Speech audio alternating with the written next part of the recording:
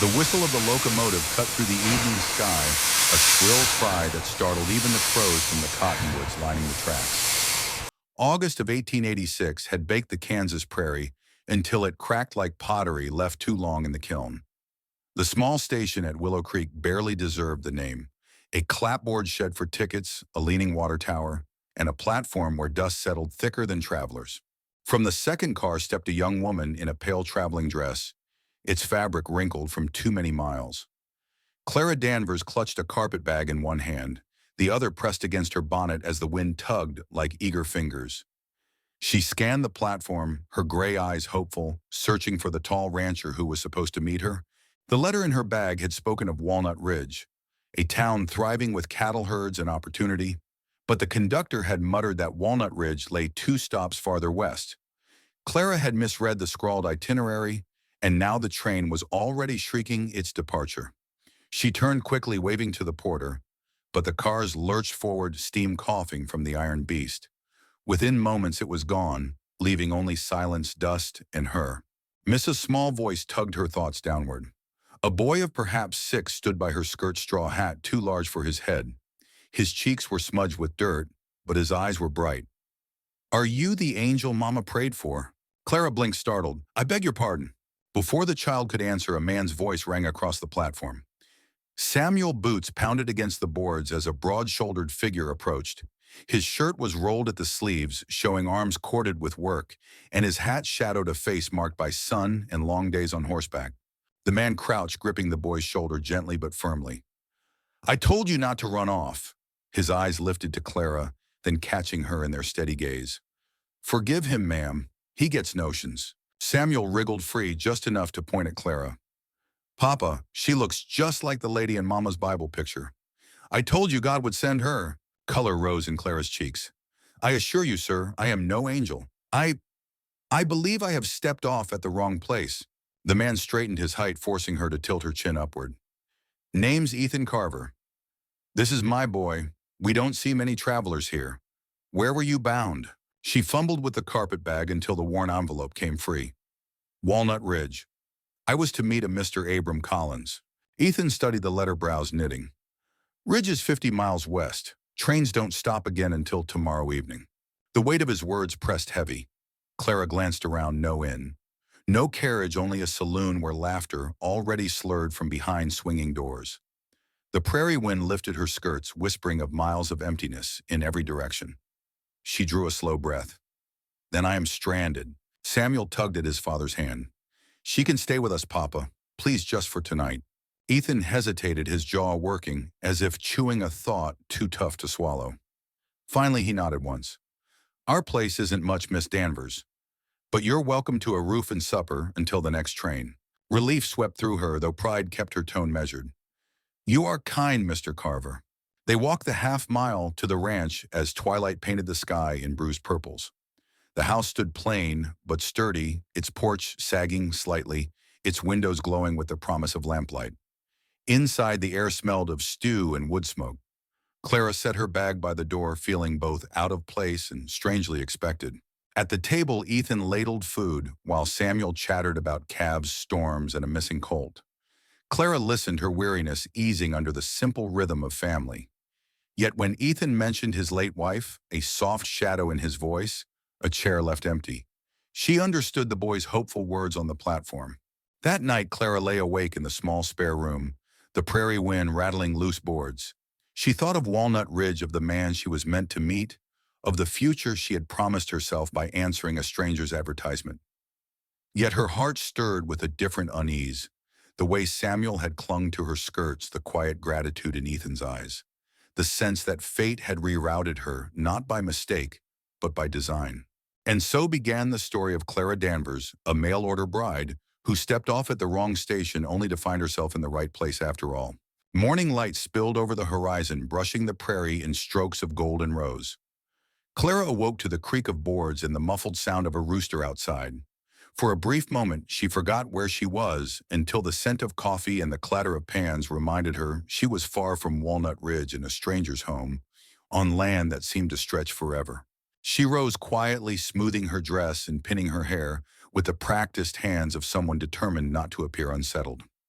The small mirror above the basin showed a woman whose eyes were still weary from travel, but whose cheeks glowed faintly with the warmth of unexpected shelter. In the kitchen, Ethan stood by the stove sleeves, rolled flipping corn cakes in a blackened skillet.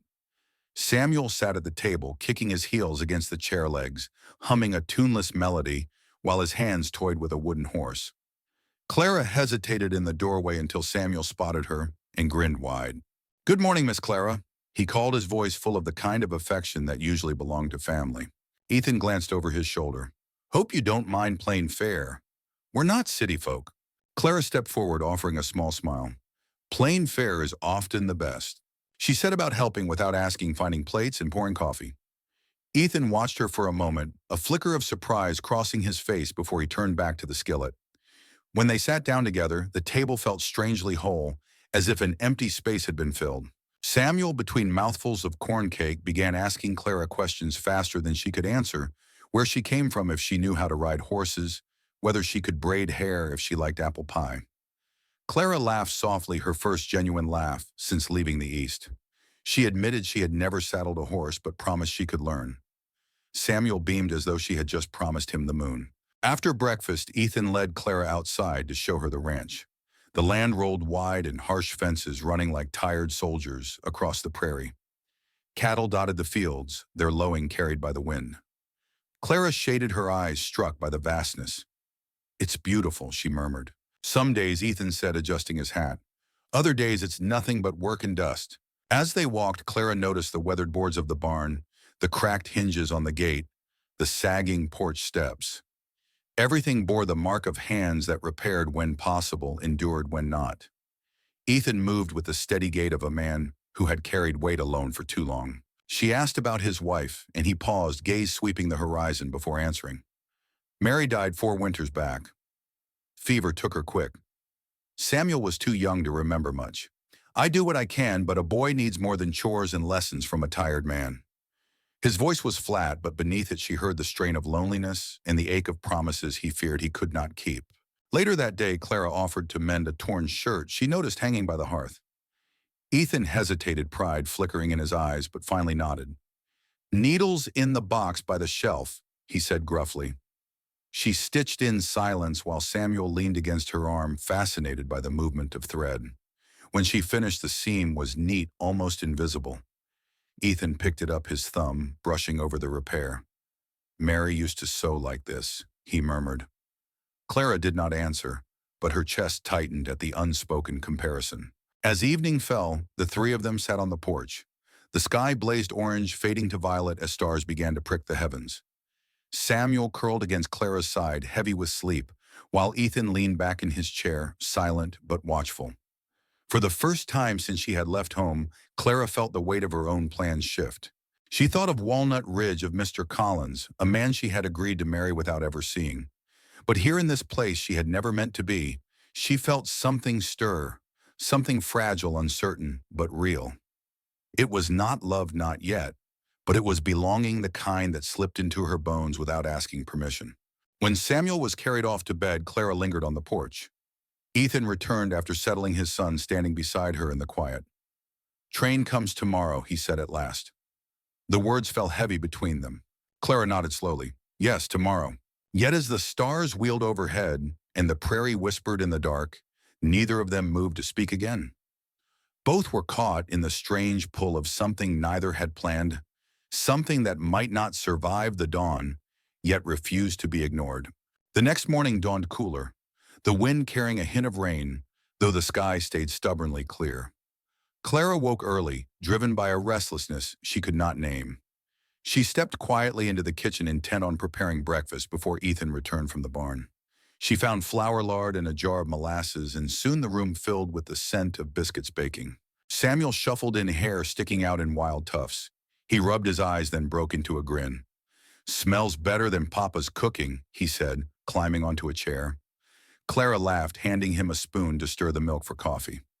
The boy's delight at such a small task tugged at her heart. When Ethan entered, dust clinging to his boots, he stopped short. The table was neatly set, biscuits steaming. Coffee poured. His eyes flicked from the food to Clara. "You didn't have to." "I wanted to," she replied, simply sliding a plate toward him. They ate in companionable silence, broken only by Samuel's chatter about chasing a calf that had squeezed through the fence. Ethan listened with faint amusement, though his gaze often returned to Clara, as if trying to puzzle out her place in their home. After breakfast, Clara followed Samuel outside. He insisted on showing her the pasture, pulling her by the hand toward the corral. She held her skirts up, laughing as he darted ahead. Ethan watched from the porch, his expression unreadable, though something softened in his eyes as Clara knelt to let the boy explain how to tell calves apart by their markings. Later, Clara offered to help with chores. Ethan hesitated, but she insisted, rolling up her sleeves to haul water from the well. The bucket was heavier than she expected, but she grit her teeth and managed. Ethan eventually stepped in wordless, his large hands steadying the rope. "You'll blister your palms," he said. "Blisters heal," she answered, meeting his gaze. For the first time, he allowed himself a brief smile. In the afternoon, clouds gathered and wind whipped across the prairie. Ethan hurried to secure the barn doors while Clara helped Samuel collect laundry from the line. Rain struck suddenly, cold needles against their skin. They ran for the porch, laughing breathlessly as thunder rolled. Samuel clung to Clara's hand, shrieking with delight at the storm. Inside, they dried by the fire. Clara braided Samuel's damp hair while telling him a story about ships she had once seen in Boston Harbor. The boy's eyes grew heavy, and soon he was asleep in her lap. Ethan entered quietly, his shirt damp hair plastered to his forehead. He stopped when he saw them, Clara rocking gently with his son curled against her. The sight rooted him in place, an ache rising in his chest. "He hasn't slept that peacefully in months," he said softly. Clara looked up, startled by the tenderness in his tone.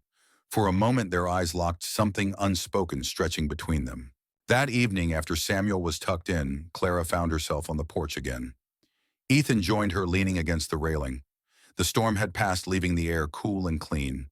Lightning still flickered far on the horizon. "Train should come tomorrow," Ethan said, voice low. "Yes," Clara replied, though her stomach tightened at the thought. She imagined Mr. Collins waiting at Walnut Ridge, a man she had never seen but promised herself to. Her parents' voices echoed in memory's security, respectability, duty. Yet none of those words warmed her like the laughter of a boy or the quiet steadiness of the man beside her. Ethan cleared his throat. "Samuel, he takes to you. More than he should, maybe. I don't want him hurt." Clara folded her hands in her lap. "I don't want that either." Silence settled again, filled only by the chirp of crickets. Finally, Clara spoke, her voice barely above a whisper. "Perhaps I stepped off the wrong train. But perhaps it was the right place after all." Ethan looked at her, then really looked, as if searching for the truth in her face. His jaw tightened, but he said nothing. Instead, he turned his gaze back to the horizon, as though afraid of what might break loose if he let his heart answer. Clara sat beside him, her chest aching with questions she could not voice. The storm had cleared, but within her a different storm brewed, one of choices of promises made and promises unspoken of a future that no timetable or letter could dictate. The day the train was due back began with a restless silence. Clara rose before dawn, her heart already unsettled. She folded her dress carefully, tucked the letter from Mr. Collins into her carpet bag, and stood at the small mirror until the first light slipped across the horizon. Her reflection looked steady enough, but inside she trembled. Ethan was outside chopping wood, each swing of the axe echoing across the yard. Samuel chased a chicken in the dust, laughter bubbling, unaware that the world could tilt with a single decision. Clara stepped onto the porch, her hands tightening on the railing. "The train comes tonight," she said, though he had not asked. Ethan paused mid-swing, set the axe against the block, and wiped his brow. "I know." His voice was flat, as if he were bracing himself. "You should be glad to see me go," she added quickly, trying to mask the ache that rose in her chest. "I was never meant to stay." His gaze lifted, sharp and unreadable. Glad isn't the word. They left it at that.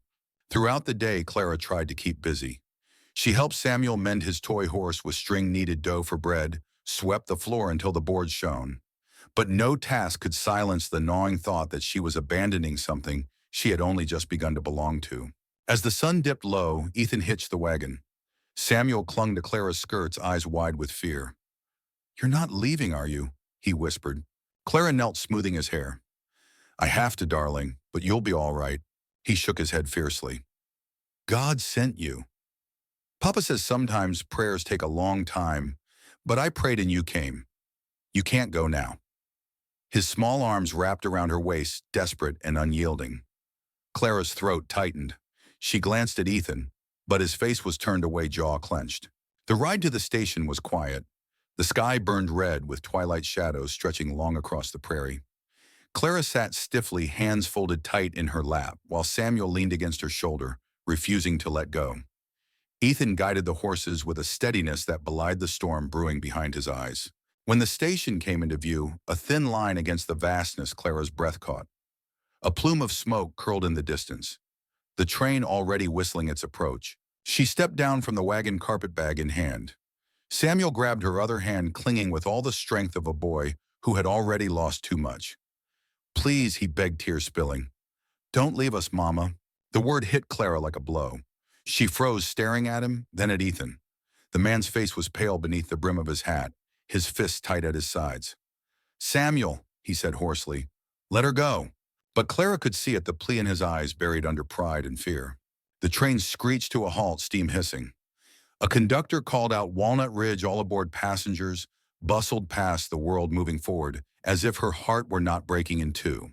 She turned to Ethan, voice trembling. "Say the word and I'll stay." His lips parted, but no sound came. The weight of years of solitude, of duty, of promises broken and kept chained him still. Clara searched his face, hoping, praying, but silence was all he gave. Her heart cracked. She bent, kissed Samuel's forehead, and whispered, "Be brave, my love." Then she pulled free, mounted the steps of the train. As the whistle shrieked and the wheels ground against iron, she found a seat by the window. Dust swirled outside, blurring the figures of a man and a boy left behind on the platform. Samuel sobbed into his father's shirt.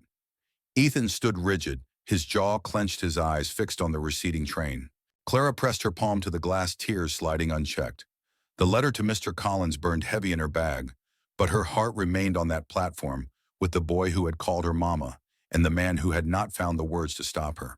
The train pulled her away into the gathering dark, but nothing could pull free the truth that had already rooted deep. She had gotten off at the wrong station, yet in that mistake, she had discovered the only place that had ever felt like home. The train rocked through the night, its iron wheels hammering a rhythm Clara could not quiet in her chest. She stared out at the prairie as stars blurred past, the ache of leaving etched deep in her bones. Every time she closed her eyes, she saw Samuel's tear-stained face, felt his small arms clinging to her waist, heard him call her Mama. Worse still was the memory of Ethan standing silent, while her heart begged for a word. By dawn, Walnut Ridge came into view, a larger settlement than Willow Creek, its station bustling with wagons, ranch hands, and merchants hawking wares. Clara stepped off the train, carpetbag heavy in her grip. The town smelled of coal smoke and manure, voices rising in a dozen directions. Nothing about it felt like welcome. A man in a bowler hat and waistcoat approached, holding a folded newspaper. His frame was stout, his cheeks ruddy. "Miss Danvers?" he asked briskly. She hesitated before nodding. "Mr. Collins." "Indeed." He tipped his hat, but his eyes swept her with the calculating glance of a buyer appraising stock. "You're smaller than I expected, but no matter. We'll manage." His words fell like cold water. Clara forced a polite smile. "Thank you for meeting me." He led her through the town toward a boarding house, speaking of cattle prices, rainfall, and the importance of a wife who could manage accounts. "I'm away often," he said. "Need someone competent at home." The advertisement was clear. Clara listened, her stomach sinking with every clipped sentence. There was no warmth in his tone, no curiosity about her, no acknowledgement of the courage it took to travel halfway across the country on nothing but a promise. She was a convenience, a solution, not a woman to be cherished. At the boarding house, he handed her a key. "Settle in. We'll see the preacher Saturday." His words were final, delivered with the certainty of a man used to being obeyed. He tipped his hat again, then walked away, already speaking to another merchant, before Clara had found her breath. She stood in the dim room, staring at the narrow bed and cracked mirror. The silence pressed heavy. She pulled the letter from her bag, the one that had brought her here. The ink was smudged, the promises vague. She saw now what she had been too hopeful to notice before. The words were crafted for anyone, not for her. Tears pricked her eyes, but she brushed them away. She would not cry for a man who saw her as ledger and labor. Yet as she sat on the edge of the bed, the tears came anyway. Not for Collins, but for the boy who had begged her to stay, and for the man too proud to speak. Days passed in a blur of arrangements. Mr. Collins introduced her to townsfolk with a curt, "This is my bride." Some nodded politely, others whispered. Clara moved through it all as if underwater, her heart elsewhere. She smiled when expected, listened when spoken to, but each night she lay awake hearing Samuel's voice echo, "God sent you." On the third evening, a storm rolled over Walnut Ridge. Lightning split the sky, rain drummed on the roof, and Clara found herself humming softly to quiet the unease in her chest. The lullaby slipped out unbidden, the same tune she had sung to Samuel as he drifted into sleep. The memory broke her. She pressed a hand to her mouth, tears spilling freely. The knock at her door startled her. Collins entered without waiting. "You'll do well enough," he said, dripping from the rain. "I don't need affection. Just order. You'll wear proper dresses, mind the accounts, and keep the house ready for guests." Affection confuses things. Clara rose, anger and sorrow warring inside her. And what of kindness, of joy, of belonging? He frowned as if she had spoken nonsense. A wife's duty is not to dream, it is to serve. Something inside her snapped then. She thought of Ethan's steady hands fixing a fence, of Samuel's laughter in the rain of a porch where silence felt like peace instead of prison. She saw with sudden clarity the truth. She had been running from Walnut Ridge was the wrong place. Collins was the wrong man. "I cannot marry you," she said, her voice steady, despite the storm raging outside. His face flushed dark. "You signed?" "I signed nothing," she interrupted. "I answered a letter. And I have learned, Mr. Collins, that paper promises mean little when they are not written in the heart." He sputtered, cursed, but Clara gathered her bag and walked past him out into the rain. The storm drenched her in seconds, but she felt lighter than she had in months. The train station loomed ahead, its lanterns glowing against the night. She would find her way back no matter how far. Because home was not where the letter had sent her. Home was where a little boy prayed for a mother, and where a man too broken to ask had silently begged her to stay. The road back to Willow Creek stretched long and punishing. Clara rode in the hard wooden seat of a freight wagon bound east, her carpetbag wedged at her feet. The rain had passed, leaving the prairie slick with mud wheels groaning in the ruts. Each jolt sent aches through her bones, but none of it compared to the ache in her heart. For 2 days she traveled, snatching restless sleep beneath her shawl, replaying every word from Walnut Ridge. She saw Collins's cold, appraising eyes, his clipped sentences about duty and order. And then in contrast, she saw Samuel's eager grin, Ethan's weary but kind gaze, the porch bathed in lamplight, the silence that had felt like belonging. On the third morning, the wagon rolled into Willow Creek. The station looked the same as when she had left: weathered boards, a sagging water tower, dust blowing across the platform. Yet now it seemed less like nowhere and more like the threshold of everything. Clara thanked the driver, hoisted her bag, and stepped down. The town was quiet. A blacksmith hammered in the distance, a dog barked somewhere down an alley. Clara's boots struck the boards as she made her way toward the road leading out of town. She hesitated only once, her breath catching with doubt. What if they don't want me back? But then she thought of Samuel clutching her skirts, his small voice trembling, "Mama, don't leave," and her steps quickened. The Carver Ranch appeared as the sun dipped low, its plain silhouette cut against a sky streaked with crimson. Clara paused at the gate, her throat tight. The house looked the same: patched boards and sagging porch, yet something about it now seemed achingly dear. She walked up the path. On the porch, Ethan sat mending a bridle by lamplight. He looked up at the sound of her steps. For a heartbeat, his face was unreadable, the same guarded mask she had seen before. Then the bridle slipped from his hands. "Clara," his voice was hoarse, almost disbelieving. She clutched her bag tighter. "I couldn't stay in Walnut Ridge. I couldn't," her voice broke. "It wasn't home." Before Ethan could answer, the door burst open. Samuel hurtled out, bare feet slapping the boards, hair flying. "Mama," he cried, flinging himself into her arms. Clara dropped the bag, kneeling to catch him, his little arms wrapped tight around her neck, his face buried against her shoulder. She kissed his curls, tears spilling freely. "You came back," he whispered. "I did," she breathed, holding him as though she would never let go again. Ethan rose, slowly stepping closer. The lamplight carved deep lines into his face, but his eyes burned with something raw, unguarded. "I should have spoken that night," he said quietly. "I should have told you to stay." Clara looked up, still cradling Samuel. "Then say it now." The silence stretched heavy with years of pride and loneliness. Then Ethan exhaled as if releasing the weight of it all. "Stay. Not for Samuel, not out of pity.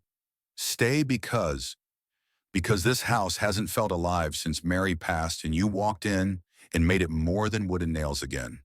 Stay because when you left it near broke me." Clara's tears blurred the lamplight, but her smile trembled through them. "I'll stay." Samuel whooped with joy, clapping his hands, and tugged them both toward the door.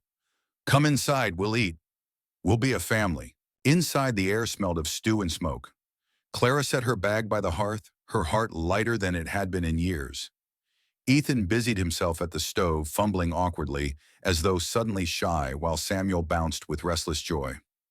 Clara moved beside them, rolling up her sleeves, slipping into the rhythm of the home as naturally as breath. Later, when Samuel was asleep, Ethan stood with her on the porch. The prairie stretched dark and wide, crickets singing. Clara folded her arms against the night chill, but warmth bloomed inside her. "I can't promise riches," Ethan said. "I can't promise life will be easy, but I can promise you won't face it alone." Clara reached for his hand, rough and calloused, but steady. "That's all I ever wanted." Their fingers twined, and for the first time since she had stepped off the wrong train, Clara felt she was exactly where she was meant to be.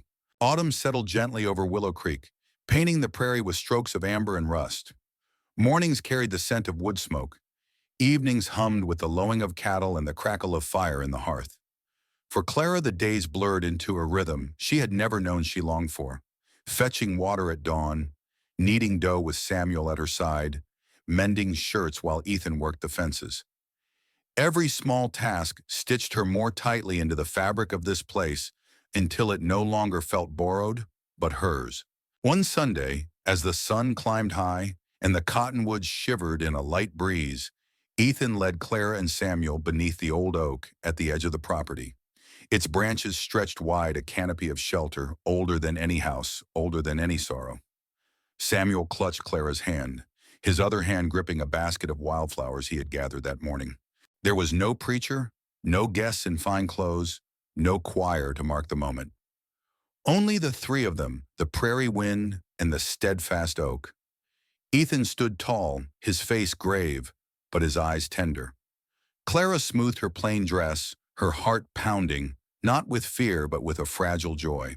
"I can't offer you chandeliers or silk," Ethan said, his voice steady but thick with feeling. "I can't undo the years you spent searching for a place to belong, but I can promise this: every broken board, I'll mend; every storm we'll weather together. Every night I'll thank God you stepped off that train." Clara's throat tightened, but her words came clear. "I came west searching for a husband, but what I found was more. I found a boy who prayed with all his heart, and a man who showed me that home isn't a place, it's people. You fixed the broken things in this house, Ethan, and somehow you fixed me too." Samuel stepped between them, then serious as only a child could be. He lifted the basket and tossed the wildflowers into the air, petals drifting like blessings on the breeze.